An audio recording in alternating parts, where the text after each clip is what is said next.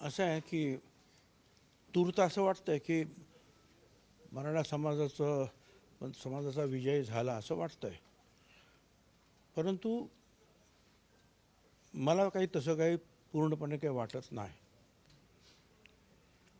एक तर अशा रीतीचे झुंडशाहीने अशा प्रकारचे नियम कायदे हे बदलता येत नाहीत.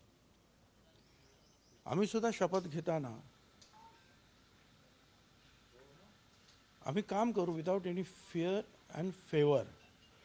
कुणाला न घाबरता आम्ही निर्णय घेऊ, कुणाला फेवर करणार नाही अशी शपथ आम्ही सगळे मंत्रिमंडळाने घेतलेली आहे. आता ही जी आहे ही एक सूचना आहे, नोटीस आहे. याचं रूपांतर नंतर होणार आहे. 16 फेब्रुवारीपर्यंत जे आहे त्याच्यावर हरकती मागवण्यात आलेल्या आहेत. महाराष्ट्रातील ओबीसी समाजाच्या आणि इतर समाजाचे जे वकील असतील, सुशिक्षित असतील, त्यांनी या सगळ्याचा अभ्यास करून या अशा प्रकारच्या हरकती ह्या ताबडतोब पाठवण्यासाठी प्रयत्न करावेत. लाखोच्या संख्येने हरकती सरकारकडे पाठवून द्यावं. ओबीसी समाजाच्या सर्व कार्यकर्त्यांनी सुद्धा ह्या हरकती अशा प्रमाणे पाठवाव्यात की जेणेकरून सरकारला सुद्धा लक्षात येईल की याची एक दुसरी सुद्धा बाजू आहे आणि दुसरं सुद्धा काही लोकांचं मत आहे. माझी विनंती आहे त्या सगळ्यांना की नुसतं जे आहे एकमेकावर ढकलून किंवा चर्चा करून होणार नाही, तर प्रत्यक्ष कृती करावी लागेल. तुम्हाला याच्यावर हरकती घ्याव्या लागतील आणि आम्ही त्या हरकती आमच्या समता परिषदेच्या याच्यामध्ये तर त्याबद्दल आम्ही निश्चितपणे विचार करून योग्य प्रकारेच्या पुढची आम्ही कारवाई करू. एक आहे माझं स्वतःचं मत असं आहे की हे सगळे सोयरे जे आहे हे कायद्याच्या कसोटीवर अजिबात टिकणार नाही असं माझं मत आहे.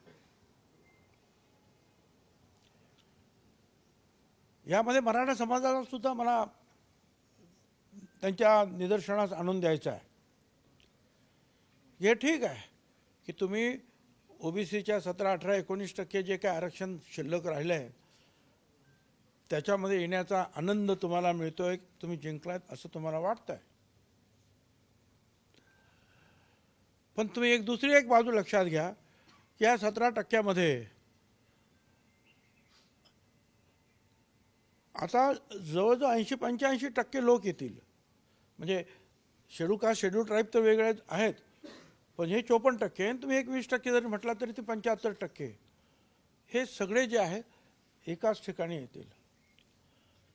EWS खाली तुम्हाला आतापर्यंत जे केवळ 10% आरक्षण तुम्हाला मिळत होतं की ज्याच्यामध्ये 85% आरक्षण, त्या 10% मधलं 85% आरक्षण मराठा समाजाला मिळत होतं, ते आता यापुढे मिळणार नाही.